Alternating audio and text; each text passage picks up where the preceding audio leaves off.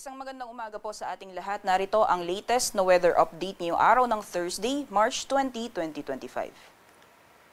Sa kasalukuyan po ay patuloy pa rin ang pag-iral ng amihan sa malaking bahagi po ng Luzon at yung shear line naman o mapagsasalubong ng malamig at mainit na hangin ay patuloy pa rin ang epekto lalong-lalo na dito po sa may eastern sections ng Visayas. Kung makikita po natin dito sa ating latest sa satellite animation, may namamataan po tayong makakapal na kaumpol na kaulapan na nakakaapekto dito po sa may bahagi ng Visayas at ilang bahagi po ng Mimaropa as well as sa Bicol region area. Yang kumpol na kaulapan po na yan ay dulot ng epekto ng shear line, kaya especially po sa areas ng Eastern Visayas as well as ilang bahagi po ng Bicol region ay asahan po natin ang malalakas na buhos ng ulan ngayong araw. Meanwhile, for the rest of Visayas, magiging maulan din po yung panahon, pati na rin po sa karatig ng mga probinsya.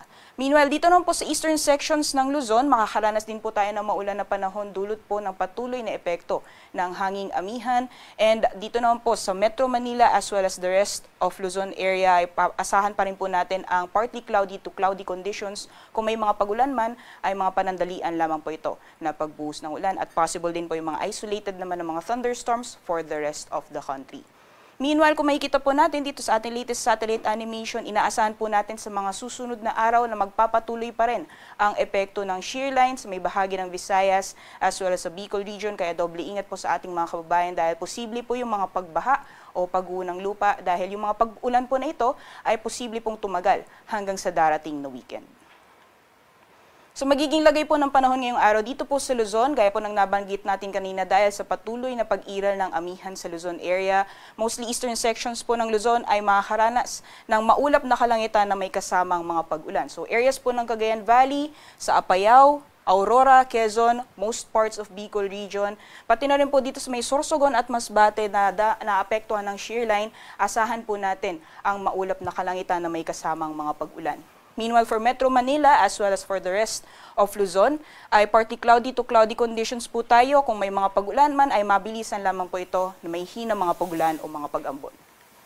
Temperature forecast naman po para sa mga piling syudad dito sa Luzon. For Lawag ay maglalaro na 23 hanggang 31 degrees Celsius and maximum temperatures po for Tugigaraw, Tagaytay as well as sa Legazpi City ay aabot ng 29 degrees Celsius. Dito po sa Baguio, temperature forecast po natin ay nasa 15 to 24 degrees Celsius at for Metro Manila, maximum temperatures po ay aabot ng 32 degrees Celsius.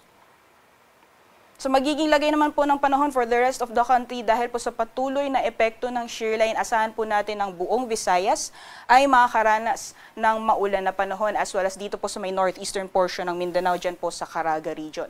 Meanwhile, for Palawan and the rest of Mindanao, partly cloudy to cloudy conditions po tayo. Kung may mga pagulan man ay dulot po ito ng mga isolated na thunderstorms. Babala lamang po dito sa may western sections ng Mindanao, dyan po sa may Zamboanga area as well as sa Basilan, Sulu at Tawi-Tawi. Mataas po yung posibilidad ng mga thunderstorms ngayong umaga at pagdating po ng tanghali or noontime sa may southern portion naman ng Palawan ay mataas din po yung possibility ng mga thunderstorms. Temperature forecast naman po para sa mga piling syudad for Kalayaan Islands and Puerto Princesa, aabot po ng 33 degrees Celsius maximum temperatures. For Visayas naman, temperatures dito po sa Iloilo ay maglalaro mula 25 hanggang 31 degrees Celsius at 30 degrees Celsius naman maximum temperatures for Cebu at sa Tacloban. For Mindanao area naman po, sa Zamboanga as well as sa Metro Davao, maximum temperatures po ay aabot ng 33 degrees Celsius at sa Cagayan de Oro ay maglalaro mula 25 hanggang 31 degrees Celsius. Dahil po sa epekto ng shear line, ayon po sa ating latest na weather advisory, asahan po natin ang malalakas na pagbuhos ng ulan, lalong-lalo na po sa may bahagi ng Eastern Visayas and ilang portions or southern portion ng Bicol region. So possible pong maranasan ang moderate to intense na mga pag-ulan sa susunod na 24 oras. Dito po sa may bahagi ng Eastern Samar, yung accumulated rainfall po sa susunod na 24 oras, posible po yung umabot ng 100 to 200 millimeters. Diyan po sa may bahagi ng Eastern Samar yan. At yan pong area na shaded ng yellow, particularly dyan po sa Sorsogon, Masbate, Northern Samar, sa Samar, Biliran, Leyte at Southern Leyte, maaring maranasan din po yung 50 to 100 millimeters total rainfall sa susunod na 24 oras. So itong mga areas po na shaded ng yellow at orange, maaring maranasan po ang mga pagbaha o pagguho ng lupa dahil sa malalakas na pagbuhos ng ulan dala ng shear line. So doble ingat po sa ating mga kababayan at manatili po tayong mag-antabay yung mga heavy rainfall warnings na nilalabas po ng ating Pag-asa Regional Services Division for dito po sa Bicol Region and Northern Samar. Antabayan na lang po yung mga heavy rainfall warnings na nilalabas ng Southern Luzon PRSD, and for Visayas naman, antabayan na yung mga heavy rainfall warnings na ini-issue ng Visayas PRSD.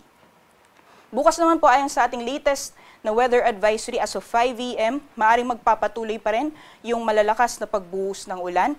Possible pa rin po yung heavy to intense na mga pag-ulan sa Northern Samar at yung areas na shaded ng yellow, posible pa rin po maranasan ang moderate to heavy na mga pag-ulan. Diyan po sa Sorsogon, sa Samar, Eastern Samar, Biliran, pati na rin po sa Leyte. Kaya doble ingat po sa ating mga kabayan dyan. Samantalang sa pagtaya naman po ng heat index, kahapon po ay naitala ang 35 to 36 degrees Celsius heat index dito po sa Metro Manila at yung pinakamataas naman po sa buong bansa ay naranasan sa Puerto Princesa City, Palawan na umabot po ng 42 degrees Celsius. Sinusundan po yan ng Cotabato City, Maguindanao na umabot ng 41 degrees Celsius. At ngayong araw, ayon po sa ating forecast, for Metro Manila, ang heat index po natin maaaring umabot ng 36 hanggang 37 degrees Celsius. At yung pinakamataas naman po ngayong araw sa buong bansa ay posible pa rin maranasan sa Puerto Princesa City, Palawan na maaaring umabot ng 42 degrees Celsius. At sinusundan naman po yan ng 41 degrees Celsius sa Coron, Palawan, gayon din sa Cotabato City, Maguindanao.